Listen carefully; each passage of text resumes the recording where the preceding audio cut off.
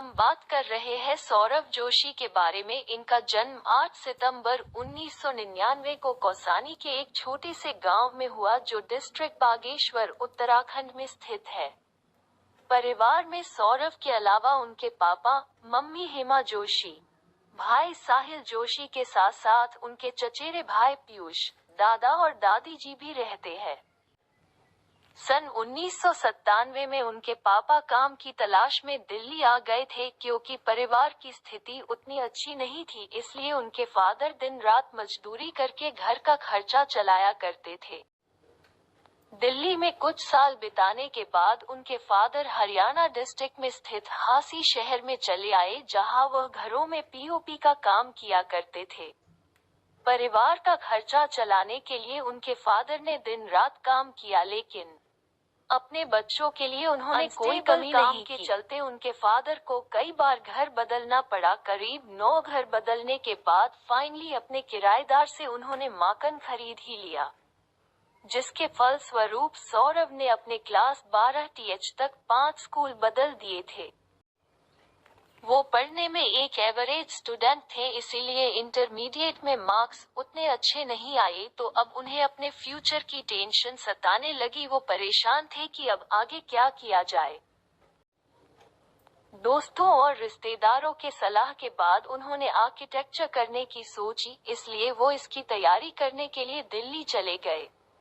1 साल के इस कोचिंग के दौरान उन्होंने काफी कुछ सीखा, जैसे विजुअल रिप्रेजेंटेशन, पर्सपेक्टिव ड्राइंग और बहुत कुछ। उन्हें अब ड्राइंग में काफी इंटरेस्ट आने लगा, पर दिल्ली में रहे हुए 1 साल की कोचिंग से कड़ी मेहनत के बाद भी आर्किटेक्चर में उनका सिलेक्शन नहीं हो पाया और वह वापस अपने घर आ गए और वह काफी परेशान थे। उन्हें लगा कि वो अब फ्यूचर में कुछ ज्यादा नहीं कर पाएंगे। यहाँ तक कि वो इतने हताश थे कि अब वो अपने फादर के साथ साइट पर जाकर पॉप का काम तक करने लगे। लेकिन ड्राइंग के प्रति उनकी दीवानगी काफी हद तक बढ़ चुकी थी, इसलिए वो खाली समय में ड्राइंग किया करते थे।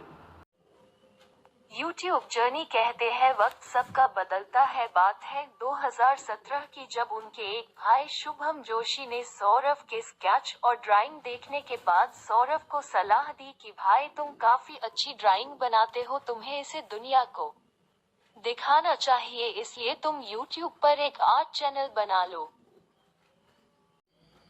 अपनी उस भाई की बात मानकर उन्होंने अपना पहला आर्ट से रिलेटेड चैनल क्रिएट किया, जहां 24 जुलाई 2017 को उन्होंने अपनी पहली वीडियो अपलोड की, जिसका टाइटल था कि drawing 2000 note with colour pencil. अब वो धीरे धीरे करके एक से बढ़कर एक अपनी ड्राइंग की वीडियो अपलोड करने लगे और कई बार चैनल का नाम चेंज करने के बाद आखिरकार उन्होंने अपने चैनल का नाम सौरभ जोशी आर्ट्स रख लिया। समय के साथ साथ उन्हें YouTube पर अपना कंटेंट क्रिएट करते हुए काफी मजा आने लगा। वैसे वो YouTube पर आने से पहले अपने फोन से रैंडम वीडियो अपनी फैमिली के साथ बनाया करते थे, ताकि वो उसे एक याद की तरह सहेज कर रख सके। इधर वह अपने ड्राइंग चैनल पर लगातार वीडियोस डालने लगे, लेकिन 250 से 300 वीडियो डालने के बाद भी वो सिर्फ 3 से 4 सब्सक्राइबर ही गेन कर पाए थे। एक हार्ड वर्किंग यूट्यूबर के लिए ये स्टेप काफी फ्रस्ट्रेटिंग करने वाली बात थी, लेकिन उन्होंने हार नहीं मानी और अपने बढ़ते यूट्यूब एक्सपीरियंस के साथ वो ट्रेंडिंग टॉपिक के साथ वो स्केच बनाने लगे, जिनमें से कई वीडियो वायरल भी हुई। अब वो अपने सब्सक्राइबर के डिमांड पर ड्राइंग के ट्यूटोरियल भी बनाने लगे, जिसके फलस्वरूप उनकी स्किल्स और भी ज्यादा इन्हीं से हो गई और वह अपनी फैमिली के साथ रैंडम वीडियो बनाया करते थे। इसलिए उन्होंने सोचा क्यों ना इन्हें अपने सब्सक्राइबर के साथ शेयर किया जाए। इसलिए फ्लाइंग बीस्ट से इंस्पायर होकर उन्होंने एक व्लॉगिंग चैनल क्रिएट किया और व्लॉग वीडियो अपलोड करना स्टार्ट कर दिया। अपनी पसंदीदा स्केच आर्टिस्ट की डेली लाइफ को जानने के लिए उनके सब्सक्राइबर ने उनके व्लॉगिंग चैनल देखना भी स्टार्ट कर दिया और जल्द ही उनकी व्लॉगिंग चैनल पर 20 के सब्सक्राइबर भी पूरे हो गए। लेकिन यूट्यूब में गूगल एडसेंस की पॉलिसी के तहत आपको अपना एड्रेस वेरीफाई करना पड़ता है। लेकिन इतने घर चेंज करने के कारण उनका एड्रेस वेरीफाई नहीं हो पाया, जिसका नतीजा ये निकला कि उनका एडसेंस अकाउंट ही सस्पेंड हो गया।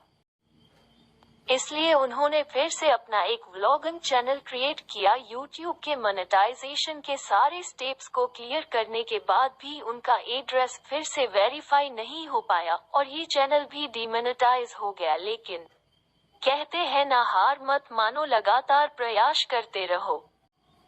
इसलिए सौरभ ने हार नहीं मानी और फाइनली उनकी तीसरी व्लॉगिंग चैनल का एडसेंस अकाउंट मोनेटाइजेशन के लिए एक्टिवेट हो गया। इसमें अपने आर्ट वाले चैनल में बिजी रहने के कारण वो अपने सौरभ जोशी व्लॉग्स वाले चैनल में वीडियो अपलोड नहीं कर पाते थे। साथ में कॉन्फिडेंस के कमी के चलते उन्हें पब्लिक यहाँ तक कि घर वालों के सामने व्लॉग करने में हेजिटेशन होती थी और दूसरी तरह वो अपने आर्ट्स वाले चैनल से काफी पॉपुलर हो चुके थे। इसके अलावा उन्होंने कई आर्ट वर्कशॉप अटेंड और ऑर्गेनाइज भी की, जहां वो स्टूडेंट्स को आर्ट डिजाइन करना सिखाया करते थे और इसके बाद कई कंपनी उन्हें स्पॉन्सर भी करने लगी, जिसकी बदौलत उन्हें इंडिया आर्ट फेयर, कॉमिकॉन जैसे इवेंट में जाने का मौका भी मिला। वैसे अपने इंटरमीडिएट के 3 साल के गैप के बाद उन्होंने finally bachelor of fine art में एडमिशन ले ही लिया। लेकिन देश में बढ़ते कोरोना के चलते इंडिया में 24 मार्च 2020 को नेशनल वाइड लॉकडाउन लग गया था, जिससे अब सौरभ को व्लॉगिंग करना मुश्किल हो गया था। इसलिए लॉकडाउन के पहले ही दिन सौरभ ने ठान लिया था कि डेली वो घर में व्लॉगिंग करेंगे अपने फैमिली के साथ। यानी उन्होंने टारगेट सेट किया 365 व्लॉग्स 365 दिनों में करने के लिए। वो 23 मार्च 2020 का ही दिन था जिस दिन के बाद से उन्हें एक अलग पहचान मिली। उन्होंने drawing with my family members वाली वीडियो अपलोड कर दी और अपलोड होने के कुछ ही घंटों में पूरे देश में ये वीडियो वायरल हो गई और सब्सक्राइबर्स की मानो बाढ़ सी आ गई। इस वीडियो के अच्छे रिस्पॉन्स के बाद वह काफी मोटिवेट हो गए और वह अपनी डेली लाइफ के होने वाली इंसिडेंट को वो अपलोड करने लगे, जिसे दर्शकों ने काफी पसंद किया। लेकिन लोगों के प्यार के साथ साथ उन्हें हेट भी मिलने लगी। अक्सर लोग उन्हें यही कहते कि क्या फालतू फैमिली की चीजें दिखता रहता है। लेकिन हेट की परवाह ना करते हुए वो डेली व्लॉग्स बनाने लगे।